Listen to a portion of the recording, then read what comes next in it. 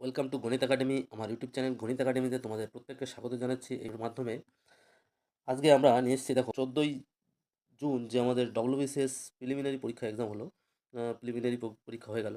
তো তার যে পরীক্ষায় আসা যে অ্যারিথমেটিকের কোশ্চেনগুলো ছিল সেগুলোর সলিউশন আমি নিয়ে এসেছি। অনেকটা দেরি হয়ে গেল, তো যাই হোক কিছুটা অসুবিধা থাকার কারণে ভিডিওটা দিতে পারিনি।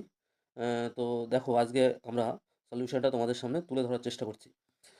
জানি না পিএস কি দেবে তোমাদের, তো যাই দিক একটু দেখে নাও বা তোমরা মিলিয়ে নিতে পারবে তোমাদের অ্যান্সার কীগুলো।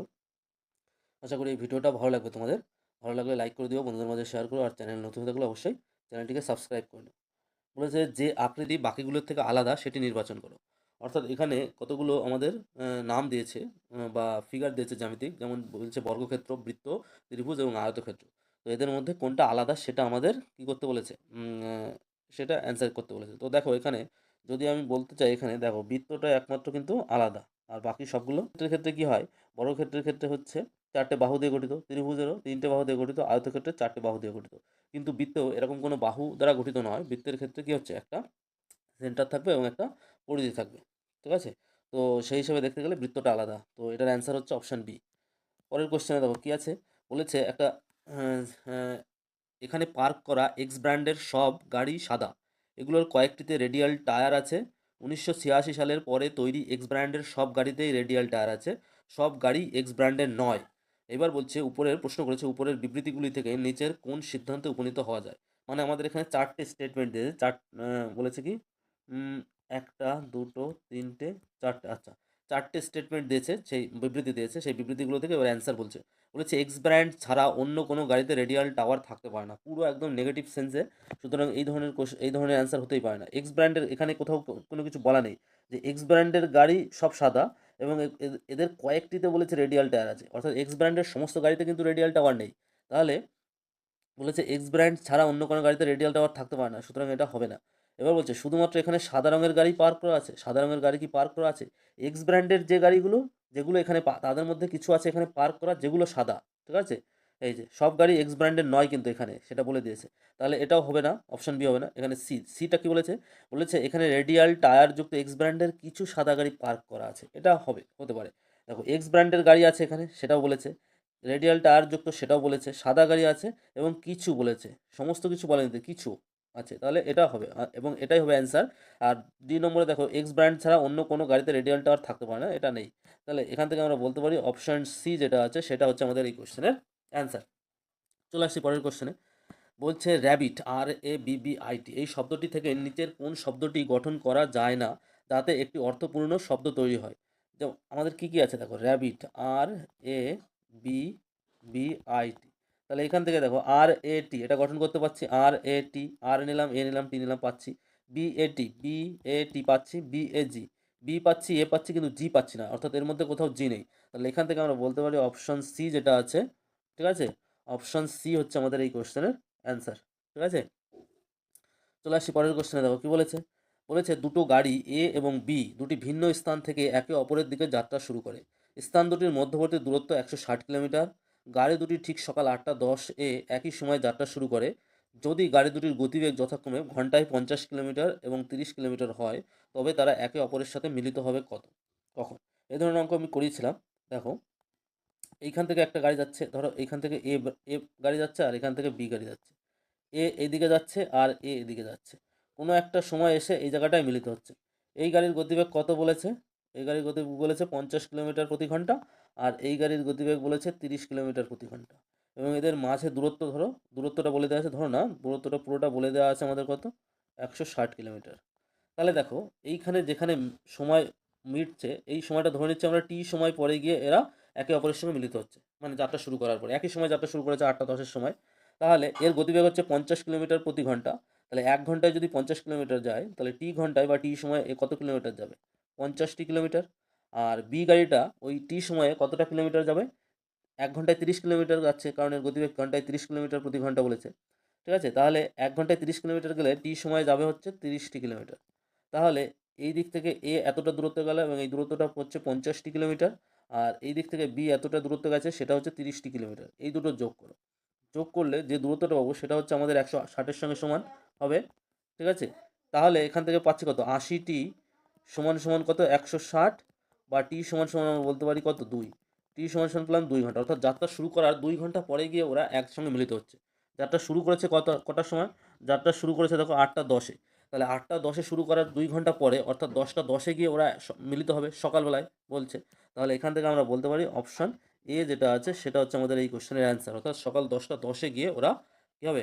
মিলিত হবে। বুঝতে পারলে? চলে আসছি পরের কোশ্চেনে। কি বলেছে, একটি পরীক্ষায় একজন শিক্ষার্থী প্রতিটি সঠিক উত্তরের জন্য 4 নম্বর পায়, উত্তর না দেওয়ার জন্য প্রতিটি প্রশ্নের জন্য 1 নম্বর এবং প্রতিটি ভুল উত্তরের জন্য 0 নম্বর পায়। যদি মোট 30টি প্রশ্ন থাকে তবে নিচের মোট স্কোরগুলির কোনটি শিক্ষার্থীর পক্ষে অর্জন করা সম্ভব নয়। ঠিক আছে, খুব সুন্দর অঙ্ক। এবার যে ধরনের কোশ্চেন হয়েছে পরীক্ষায়, ঠিক আছে, গড়পড়তা পুরনো যে যতগুলো ইয়ারের পরীক্ষা হয়েছে তার থেকে একটু ভিন্ন টাইপের কোশ্চেন হয়েছে, ঠিক আছে, এবং আগামীতে এই ধরনের কোশ্চেন আসার চান্সই থাকবে, ঠিক আছে। সুতরাং সেইভাবে তোমাদের তৈরি হতে হবে। তো দেখো এই কোশ্চেনটা একটু অন্য ধরনের কোশ্চেন বলেছে। দেখো বলেছে রাইট অ্যান্সার, আমি ধরে নিচ্ছি এটা হচ্ছে রাইট অ্যান্সার, সঠিক উত্তর করা সংখ্যা, আর এটা হচ্ছে রং অ্যান্সার করা বা ভুল অ্যান্সার করা, এবং এটা হচ্ছে নো অ্যান্সার করা। ঠিক আছে, আমরা ধরে নিচ্ছি যে সঠিক উত্তর করেছে এক্স খানা এবং ভুল উত্তর করেছে ওয়াইটা। আর তাহলে তোমার অ্যান্সার করেনি কতগুলো? অ্যান্সার করেনি 30 মাইনাস এক্স মাইনাস ওয়াই, কারণ মোট কোশ্চেনের সংখ্যা বা প্রশ্নের সংখ্যা হচ্ছে 30টা। এবার দেখো প্রতিটি প্রশ্নের উত্তর সঠিক উত্তরের জন্য 4 নম্বর পায়, তাহলে এখানে নাম্বার পাবে হচ্ছে 4x, আর এখানে নাম্বার প্রশ্নের উত্তর না দেওয়ার জন্য কত নম্বর পায়? 1 নম্বর, তাহলে এখানে 1y বা y পাবে। আর ভুল উত্তরের জন্য 0 নম্বর পায়, অর্থাৎ এটার সঙ্গে 0 পাবে মানে এটাতে 0 নম্বর হবে, তাহলে ওর নাম্বার দাঁড়াবে কত? 4x প্লাস ওয়াই, এইটা হচ্ছে নাম্বার দাঁড়াবে। ঠিক আছে, ঠিক আছে।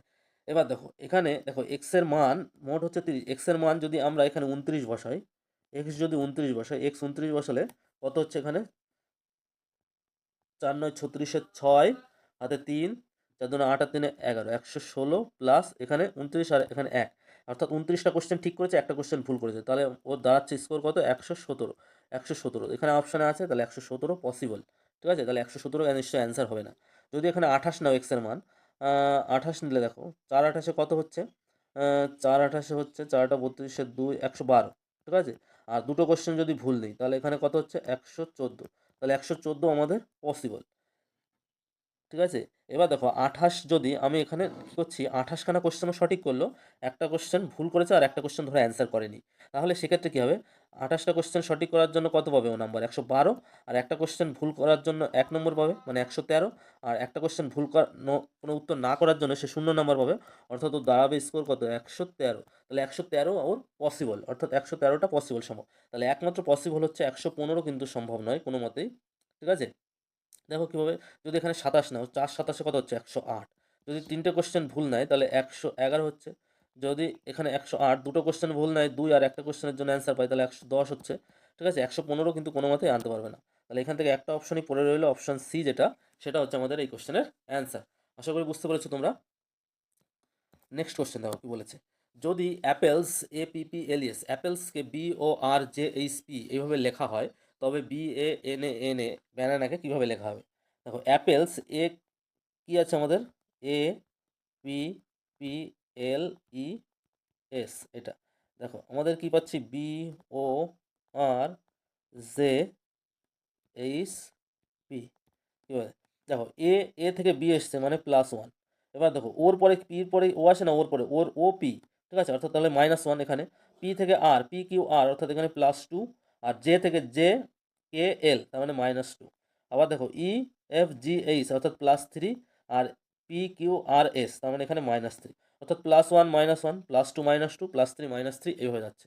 তাহলে ব্যানানাটাকেও আমাদের ওইভাবে সাজাতে হবে, BANANA ব্যানানা। তাহলে বি থেকে যদি +1 করি, বির পরে সি হবে, তাহলে সবগুলোতে সি অপশন আছে, একমাত্র এই অপশনটাতে নেই, তাহলে এটা কেটে দাও।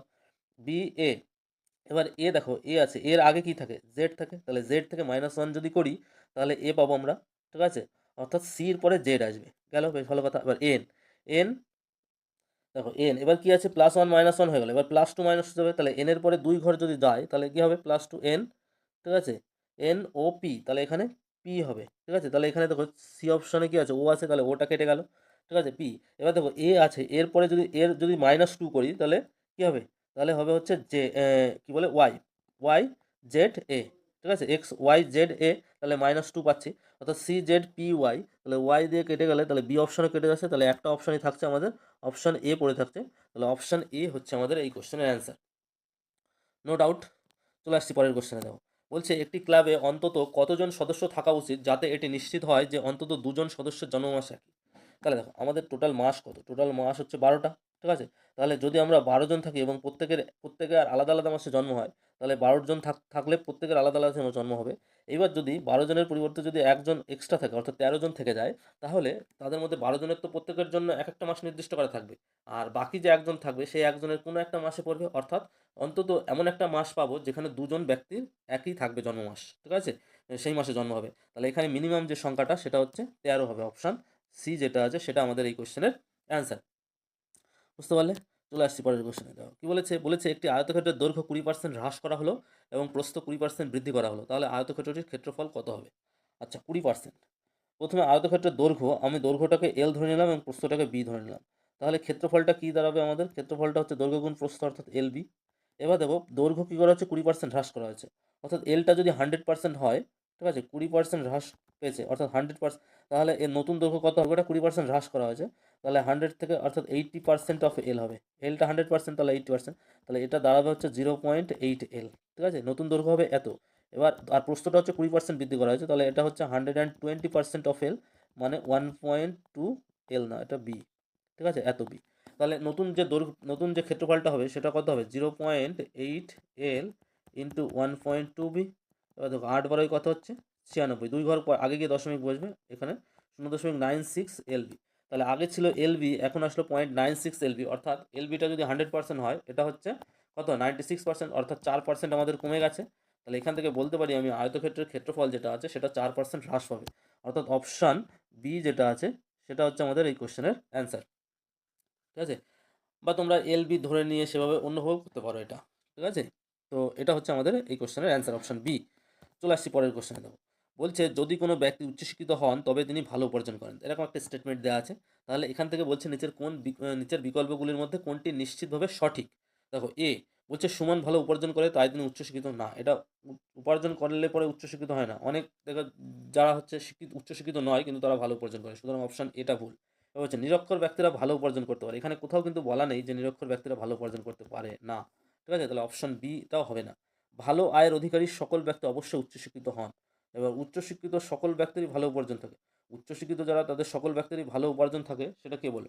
দেখো ভালো আয়ের অধিকারী সকল ব্যক্তি অবশ্যই উচ্চশিক্ষিত হন, না, এটা হতে পারে না। দেখো অপশান সি যেটা বলেছে যে ভালো আয়ের অধিকারী সকল ব্যক্তি, ভালো আয়ের অধিকারী তো অনেক ব্যক্তি আছে যারা উচ্চশিক্ষিত নয়, তাহলে এখানে বলছে অবশ্যই উচ্চশিক্ষিত হন, সেরকম কোনো কিছু কিছু কিন্তু এখানে স্টেটমেন্টে বলা নেই। আর ডিটা বলেছে উচ্চশিক্ষিত ব্যক্তি সকল ব্যক্তি ভালো উপার্জন করে, তাহলে এখান থেকে আমাদের অপশান যেটা ডি যেটা আছে, অপশান ডি হবে আমাদের এই কোশ্চেনের অ্যান্সার, ঠিক আছে, অপশান ডি আমাদের এই কোশ্চেনের অ্যান্সার। বোঝা গেল? চলে আসছি পরের কোশ্চেনে। দেখো কি বলেছে, বলেছে ধারা বা সিরিজ যেটা আছে আমাদের সিরিজের পরবর্তী সংখ্যাটি নির্ণয় করতে বলেছে। কি আছে দেখো, 2 আছে, 6 আছে, 12 আছে আর 20 আছে, আর তারপরে কত হবে সেটা আমাদের বের করতে বলেছে। তাহলে এখান থেকে দেখো আমরা যদি সিরিজটাকে এরকম যদি লিখি 2, 6, 12, 20 এবং তারপরে কত হবে, দেখো এখান থেকে কত বেড়েছে? +4 বেড়েছে, 6 থেকে 12 গেছে মানে 12 গেছে, তার মানে এখান থেকে কত বেড়েছে? 6 বেড়েছে, 12 থেকে 20 এখান থেকে কত বেড়েছে? 8 বেড়েছে। তাহলে দেখো 2 2 করে বাড়ছে, তাই ডিফারেন্সটার মধ্যেও 2 2 করে বাড়ছে, 4 6 8, তারপরে নিশ্চয়ই কত বাড়বে? +2 বেড়ে অর্থাৎ +10 হবে এখানে, অর্থাৎ 10 বাড়ার কথা, তাহলে 20-র সঙ্গে 10 বাড়লে এটা হয়ে যাবে 30, তাহলে আমাদের অ্যান্সার হবে এখানে অপশান বি যেটা আছে সেটা, অর্থাৎ 30 হবে আমাদের এই সিরিজের পরবর্তী সংখ্যা, ঠিক আছে, বুঝতে পারলে? চলে আসছি পরের কোশ্চেনে। দেখো বলছে একটি শ্রেণীতে ছাত্র ও ছাত্রীদের প্রাপ্ত গড় নম্বর যথাক্রমে 52 এবং 42, যদি ওই শ্রেণীর সকল শিক্ষার্থীর গড় নম্বর 50 হয় তবে শ্রেণীতে উপস্থিত ছাত্রদের শতকরা হার হলো, শতকরা হার কত সেটা আমাদের বের করতে বলেছে। তো আমরা ধরে নিচ্ছি, দেখো এখানে বলেছে ছাত্রদের সংখ্যা হচ্ছে বি, আর মেয়েদের সংখ্যা হচ্ছে ছাত্রীদের সংখ্যা হচ্ছে জি। এবার দেখো ছাত্রদের গড় নম্বর হচ্ছে 52 আর ছাত্রীদের গড় নম্বর হচ্ছে 42, তাহলে ছাত্রদের মোট নম্বর কত হবে? মোট নম্বর হচ্ছে 52 বি হবে, আর ছাত্রীদের মোট নম্বর হবে হচ্ছে 42 অর্থাৎ 42 জি, এটা হবে। তাহলে ওদের টোটাল নম্বর কত হবে? টোটাল মোট নম্বর হবে 52 বি প্লাস 42G এটা। এখন বলেছে সকল শিক্ষার্থীর গড় নম্বর 50। তাহলে এই যে মোট নম্বর পাওয়া গেল, এই মোট নম্বরকে মোট ছাত্র সংখ্যা অর্থাৎ ছাত্র এবং ছাত্রীর সংখ্যা দিয়ে যদি ভাগ করি তাহলে সেটা গড় নম্বর পায়। অর্থাৎ এটা ওপাশে গেলে এখানে কি হয়ে যাবে, এখানে গুণ হয়ে যাবে। তাহলে এটাকে আমরা এইভাবে লিখি, এটা সমান সমান দাঁড়াবে হচ্ছে গড় নম্বর 50, তাহলে টোটাল এত। তাহলে এখান থেকে করলে দাঁড়া দেখো 50B আর এখানে আছে 52B, যদি এপাশে নিয়ে নিই তাহলে এখানে আসবে 2B আর এখানে দেখো 50G হবে আর এখানে 42G, 42Gটা যদি ওই পাশে যায় তাহলে এখানে হবে 8G। 2 দিয়ে কাটো 1, 2 দিয়ে কাটলে 4, অর্থাৎ বালক আর বালিকার অনুপাত হচ্ছে 4:1। অর্থাৎ কোনো স্কুলে যদি মোট 5 জন থাকে শিক্ষার্থী, তার মধ্যে 4 জন বালক হবে এবং 1 জন বালিকা হবে। তাহলে এখানে হচ্ছে বলেছে যে সকল ছাত্রদের শতকরা হার কত। ছাত্রের সংখ্যা হচ্ছে 4 জন প্রতি 5 জনে, তাহলে সেটাকে পার্সেন্ট করো 100% দিয়ে। 5 দিয়ে টাকা কাটলে 20, তাহলে 4 কুড়ি কত হচ্ছে 80%। তাহলে এখান থেকে আমরা বলতে পারি যে ছাত্রদের শতকরা হার হচ্ছে 80%। অপশন সি যেটা আছে সেটা আমাদের এই কোশ্চেনের অ্যান্সার। ঠিক আছে, আশা করি বুঝতে পারছো, কোনো অসুবিধা নেই। চলে আসছি পরের কোশ্চেনে। দেখো নিচের বলেছে নিচের অক্ষরগুলির মধ্যে কোন ধারাবাহিকটির বা সিরিজের প্রশ্নবোধক চিহ্ন। সিরিজটা আমাদের কি আছে, সিরিজটা আছে দেখো এ আছে, ডি আছে, জি আছে, জে আছে, এম আছে। তারপরে নেক্সট আমাদের কত হবে সেটা বের করতে বলেছে। আচ্ছা, এর পজিশন ভ্যালু কত 1, ডি এর হচ্ছে 4, জি এর হচ্ছে 7, জে এর হচ্ছে 10, এম এর হচ্ছে 13। তারপরে কত, তাহলে দেখো এখানে যদি লক্ষ্য করি আমরা 1 থেকে 4 হয়েছে অর্থাৎ +3 হয়েছে, 4 থেকে 7 হয়েছে সেখানেও +3 হয়েছে, 7 থেকে 10 সেখানেও +3, 10 থেকে 13 সেখানেও +3। তাহলে নেক্সট আমাদের 13-র সঙ্গে 3 যোগ হয়ে এটা হবে 16। আর 16-এ কী থাকে আমরা জানি, 16-এ থাকে হচ্ছে পি, এম, এন। এন হচ্ছে 14, ও হচ্ছে 15 এবং ও হচ্ছে পি হচ্ছে 16। তাহলে এখান থেকে আমাদের বলতে পারি নেক্সট যে টার্মটা আছে সেটা অর্থাৎ অপশান বি যেটা আছে সেটা আমাদের এই কোশ্চেনের অ্যান্সার। আশা করি বুঝতে পেরেছো। চলে আসছি পরের কোশ্চেনে। দেখো কি বলেছে, ঘন্টায় 60 কিলোমিটার বেগে চলমান একটি ট্রেন 2 মিনিটে 1.5 কিলোমিটার দীর্ঘ একটি সুড়ঙ্গ অতিক্রম করলো, ট্রেনটির দৈর্ঘ্য কত? এই ধরনের অঙ্ক করিয়েছি। তো দেখো বলেছে যে ট্রেনটা যখন কোনো একটা সুড়ঙ্গ অতিক্রম করেছে ট্রেন, তাহলে এখানে ট্রেনটা কী করছে, ট্রেনটা নিজের দৈর্ঘ্য প্লাস সুড়ঙ্গের দৈর্ঘ্য অতিক্রম করেছে। তাহলে ট্রেনটার দৈর্ঘ্য কত, ট্রেনটার দৈর্ঘ্য চেয়েছে, আমি ট্রেনটার দৈর্ঘ্য এল ধরে নিলাম। তাহলে সুড়ঙ্গের দৈর্ঘ্য কত 1.5 কিলোমিটার, তাহলে টোটাল এত কিলোমিটার দৈর্ঘ্য অতিক্রম করবে এবং এটা অতিক্রম করেছে কত মিনিটে, এত এটা কিলোমিটার আছে, কিলোমিটারকে আমরা কি হচ্ছে 2 মিনিটে, 2 মিনিট মানে 2/60 এত ঘন্টা। ঠিক আছে, এটা হচ্ছে গতিবেগ আর গতিবেগটা আমাদের দেওয়া আছে 60। তাহলে এখান থেকে যদি আমরা হিসাব করি এল প্লাস 1.5 আর 60টা উপরে চলে আসবে আমাদের /2 থাকবে সমান সমান 60। তাহলে 60 কেটে গেল, তাহলে এখানে এল প্লাস 1.5 এটা সমান সমান দাঁড়াবে 2। এখান থেকে এল সমান সমান কত হবে 2 - 1.5 মানে 0.5, 0.5 কিলোমিটারে বেরিয়েছে এটা। আর 0.5 কিলোমিটার মানে হচ্ছে 500 মিটার। তাহলে এখান থেকে আমরা বলতে পারি ট্রেনের দৈর্ঘ্য বা অপশন বি যেটা আছে 500 মিটার সেটা হচ্ছে আমাদের এই কোশ্চেনের অ্যান্সার। বলছে বেমানান সংখ্যাটি খুঁজে বের করুন, অর্থাৎ এই যে সংখ্যাগুলো দেওয়া আছে এখান থেকে বেমানান শব্দটি খুঁজে বের করুন। এখান থেকে এটার অ্যান্সার হবে হচ্ছে অপশান 36, অপশান বি যেটা আছে সেটা হচ্ছে এই কোশ্চেনের অ্যান্সার। কীভাবে দেখো, আমরা যদি 24 যদি এরকম নিই যে ধরো এখানে কত আছে 24 আর কত আছে 72 আর হচ্ছে 168। তাহলে দেখো 24কে কত লেখা যায় 1 গুণ 24, 72কে কত লেখা যায় 3 গুণ 24 আর 68কে লেখা যায় 7 গুণ 24। অর্থাৎ সবগুলো এখানে যেগুলো আছে 24, 72, 128 সবগুলো হচ্ছে 24-এর মাল্টিপল বা 24-এর গুণিতক। একমাত্র 36টা 24-এর গুণিতক নয়। যদি এভাবে দেখি, যদি এভাবে না দেখে অন্যভাবে দেখি, দেখো 24কে এভাবে লেখা যায় 3 × 8,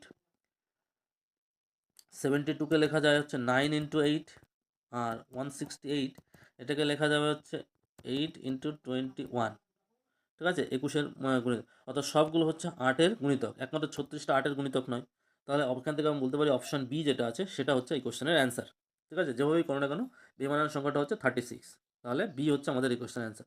চলে আসছি পরের কোশ্চেনে। দেখো বলছে একটা স্টেটমেন্ট দেওয়া আছে যে একটি চতুর্ভুজের বর্গক্ষেত্র হওয়ার জন্য 4টি সমান বাহু থাকা একটি প্রয়োজনীয় শর্ত, কিন্তু এটাই যথেষ্ট নয়।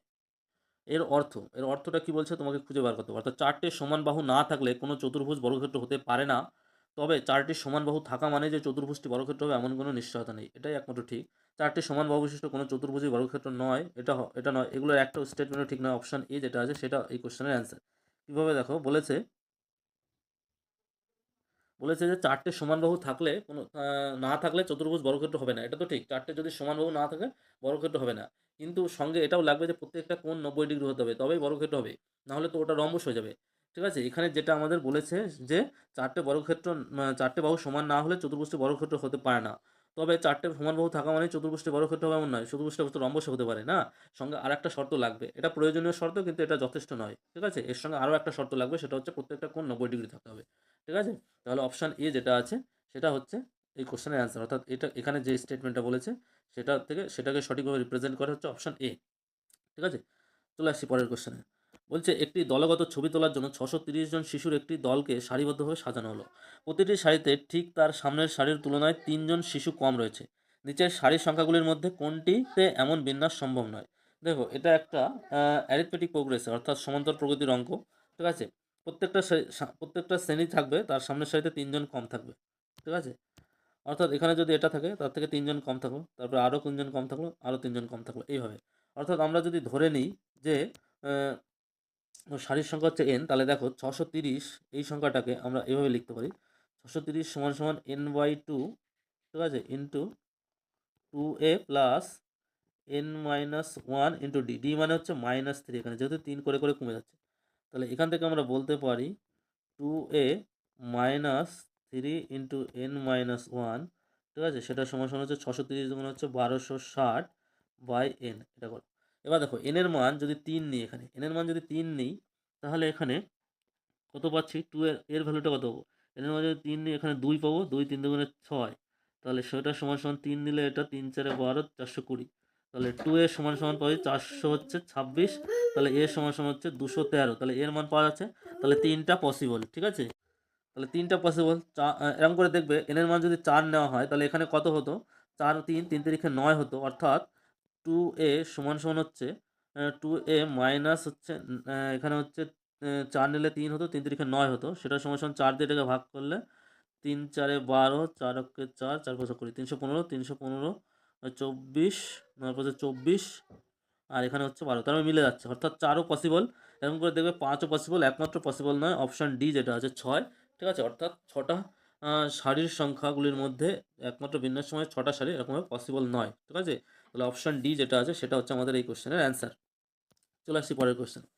দেখো কি বলেছে, বলেছে একজন কেরানিকে এমন একটি ভাষায় লেখা 3টি চিঠি দেওয়া হলো যে ভাষাটি তার অজানা। তাকে 3টি খামও দেওয়া হলো যার প্রতিটিতেই ঠিকানা সেই একই ভাষায় লেখা রয়েছে। যদি কেরানিকে চিঠিগুলির খামগুলির ভেতরে ভরতে হয় তবে তিনি কত উপায়ে কাজটি করতে পারবেন যাতে 3টি খামের কোনোটিতে সঠিক ঠিকানাগুলি সম্বলিত চিঠি না থাকে? তাহলে এখান থেকে এটা প্রবাবিলিটি অঙ্ক, মানে পারমুটেশন কম্বিনেশনের অঙ্ক। ঠিক আছে? এই ধরনের অঙ্ক সাধারণত WBCS এ দেয় না। ঠিক আছে?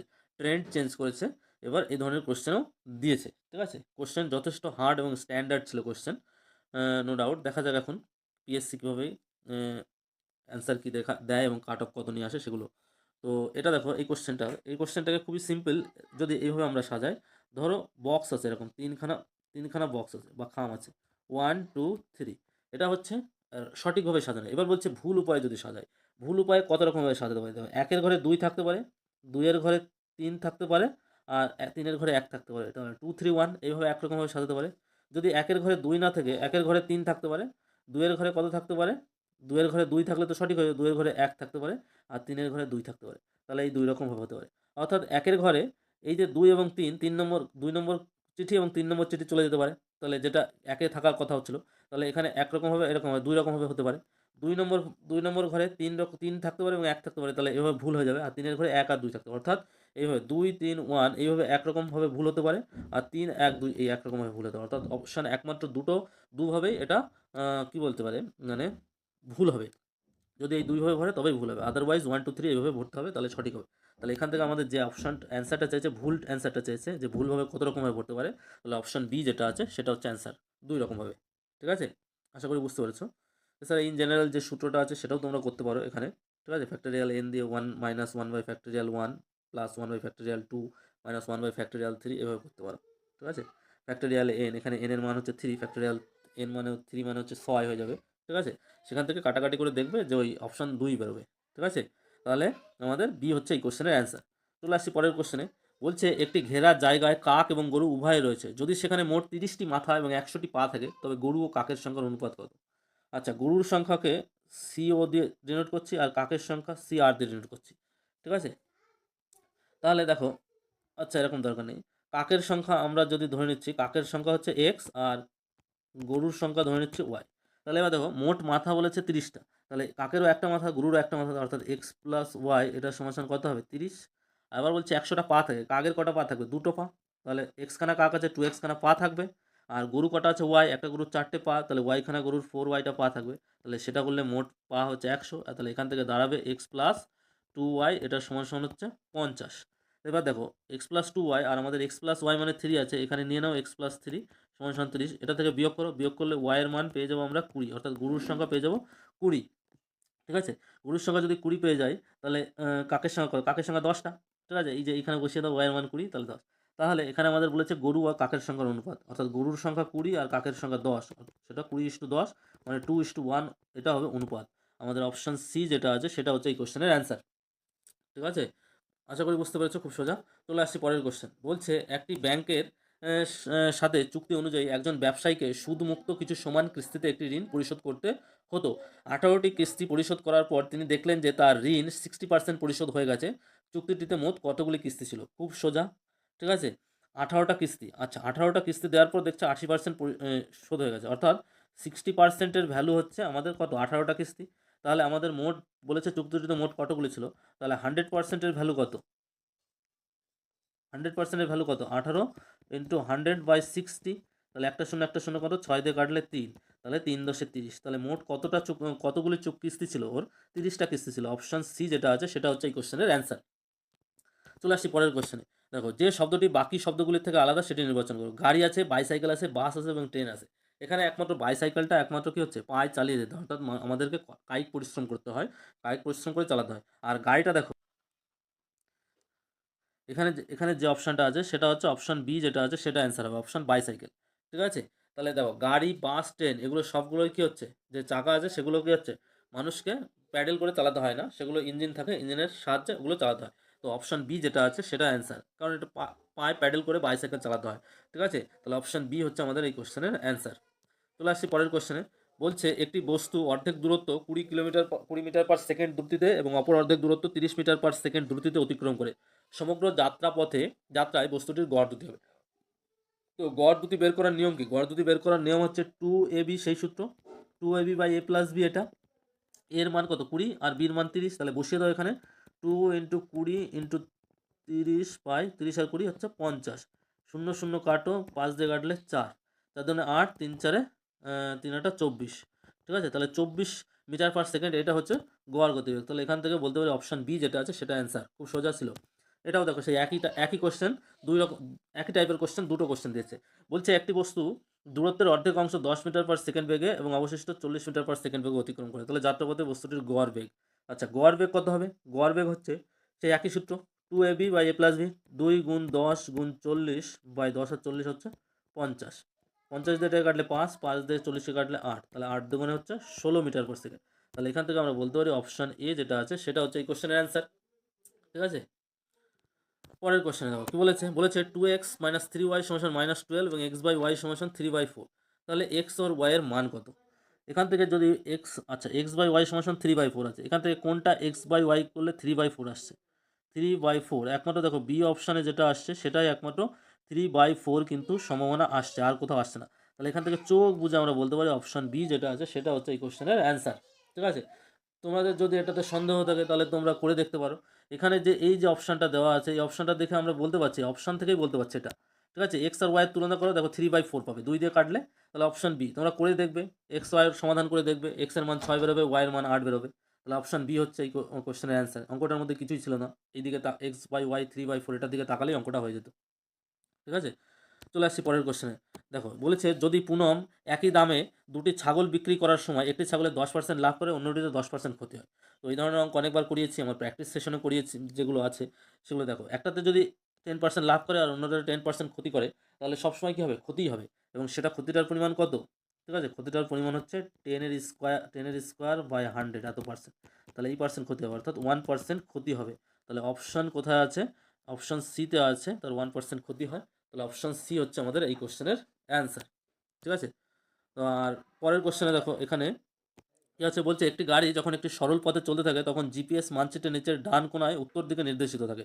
গাড়িটি যখন বাম দিকে 90 ডিগ্রি বাঁক নেবে, অর্থাৎ নিচে জিপিএস এরকম যে সিস্টেম থাকে, জিপিএস ডান দিকে উত্তর দিকে নির্দেশিত থাকে। এবার গাড়িটা যখন কি হচ্ছে বাম দিকে বাঁক নিচ্ছে, এইদিকে 90 ডিগ্রি বাঁক নিচ্ছে, তাহলে বাঁক নেওয়ার পর কোন দিকে অগ্রসর হবে?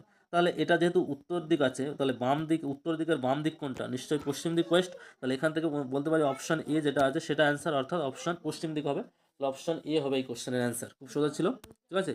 তো এই ছিল টোটাল আমাদের প্রিলিমিনারি পরীক্ষা আসা কোশ্চেনের সলিউশন। তো আশা করি এই ভিডিওটা থেকে তোমরা তোমাদের অ্যান্সার কিটা মিলিয়ে নিতে পারবে, বিশেষ করে অঙ্ক এবং জিআর যে পোর্শনটা আছে।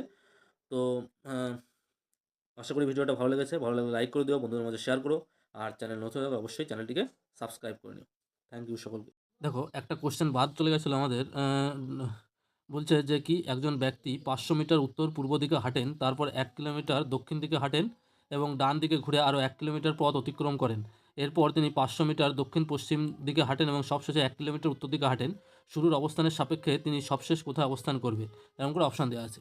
তো আমরা ধরে নিচ্ছি যে তিনি এখান থেকে যাত্রা শুরু করছে এবং নর্থ সাউথ ইস্ট ওয়েস্ট করে দিক নির্দেশ করা আছে। এখান থেকে সবার প্রথমে 1/2 কিলোমিটার অর্থাৎ 500 মিটার এখানে গেছে।